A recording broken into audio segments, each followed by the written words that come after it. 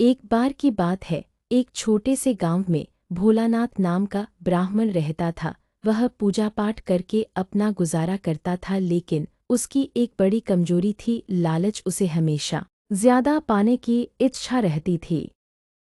हर दिन वह गांव के लोगों के घर जाकर पूजा कराता और बदले में जो भी अनाज या पैसे मिलते सब अपने थैले में भरता जाता, लेकिन उसकी नज़र हमेशा दूसरों की थाली पर रहती। अरे, उस घर से तो ज्यादा मिल सकता था, काश थोड़ा और मांग लेता। एक दिन की बात है, वह पूजा करने पास के गांव जा रहा था। रास्ते में उसे एक सोने का सिक्का पड़ा मिला। उसकी आंखें चमक उठी। वाह भगवान ने मेरी सुन ली, अगर ऐसा 100 सिक्का रोज मिल जाए तो मैं अमीर बन जाऊं। उसने सिक्का उठाया और थैले में रख लिया।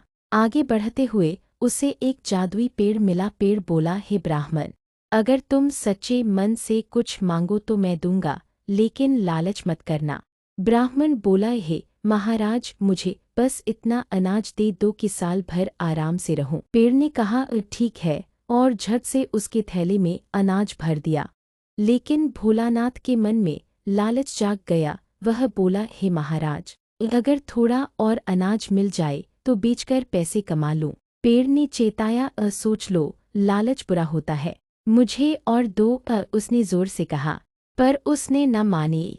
इतना सुनते ही पेड़ गुस्से में कांपा और बोला, हे ब्राह्मण, तू लालची है, तुझे अब तेरे लालच की सजा मिलेगी। इतना कहते ही ब्राह्मण का थैला फट गया और सारा अनाज जमीन पर बिखर गया। कुछ देर में गाय और पक्षी सारा अनाज खा गए। ब्राह्मण हाथ मलता रह गया। वह रोते हुए बोला, हे भगवान, मेरी मूर्खता ने सब छीन लिया।